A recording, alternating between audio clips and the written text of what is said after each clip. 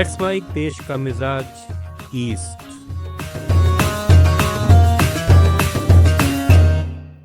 देश का मिजाज खबरें भारत के पूर्वी राज्यों से। पश्चिम बंगाल में चुनावी माहौल गर्माता जा रहा है। बीजेपी नेता शुभेंदु अधिकारी ने मुख्यमंत्री ममता बनर्जी पर तीखा हमला बोलते हुए आरोप लगाया कि वो सिर्फ एक समुदाय को खुश करने की राजनीति कर रही हैं। उन्होंने फिरहाद हकीम के मिनी पाकिस्तान वाले बयान का जिक्र करते हुए सवाल खड़े किए। वहीं टीएमसी नेता अभिषेक बनर्जी ने इन आरोपों का जवाब देते हुए कहा कि ऐसे धार्मिक आयोजनों में शामिल होना सामाजिक सौहार्द और भाईचारे को मजबूत करता है। इस बीच शुभेंदु अधिकारी ने बड़ा दावा करते हुए कहा कि वो आगामी चुनाव में ममता बनर्जी को 40,000 वोटों से हराएंगे।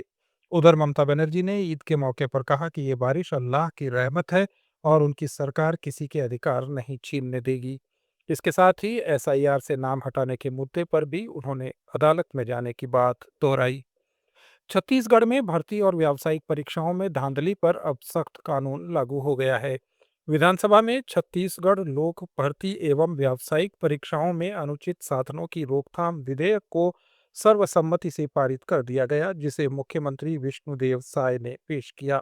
इस नए कानून के तहत पेपर लीक, डमी अभ्यर्थी बैठाना और इलेक्ट्रॉनिक उपकरणों से नकल जैसे अपराधों पर कड़ी सजा का प्रावधान किया गया है।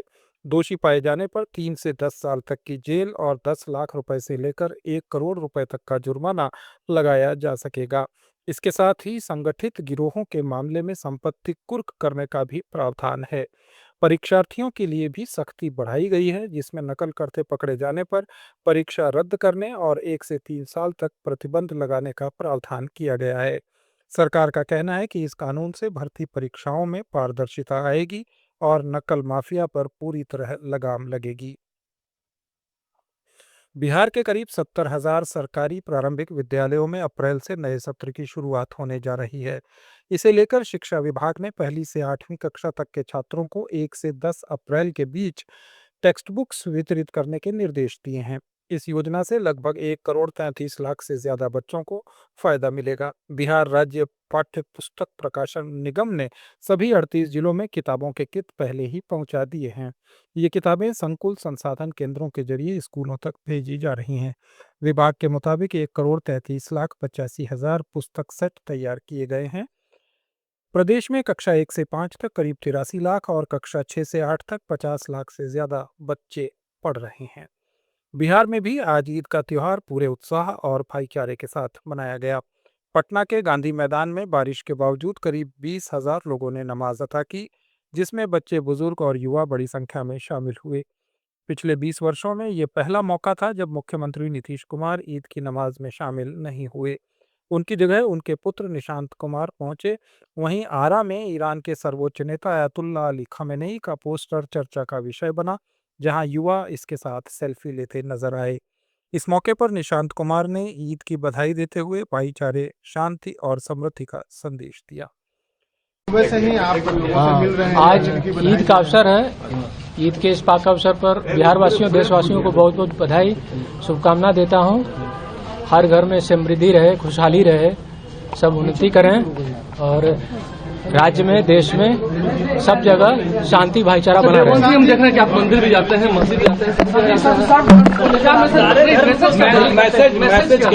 हैं। मेरी कोशिश यही है कि मैं सभी धर्मों को साथ लेकर चलूं, जैसे पिताजी लेकर चलते थे। हम सब भाईचारा बनी रहे, शांति रहे, खुशहाली रहे। वर्ल्ड फॉरेस्ट डे के मौके पर ओडिशा के मुख्यमंत्री मोहन चरण मांझी ने प्रदेशवासियों को शुभकामनाएं दी। उन्होंने कहा कि पर्यावरण की रक्षा और वनों का संरक्षण हम सभी की जिम्मेदारी है।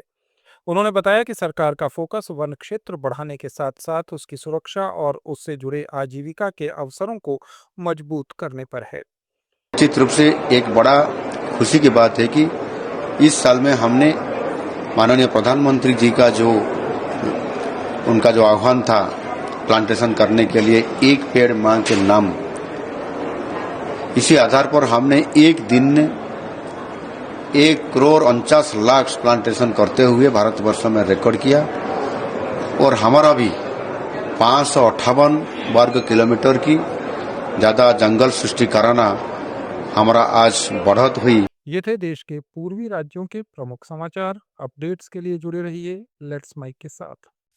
आप सुन रहे थे लेट्स माइक।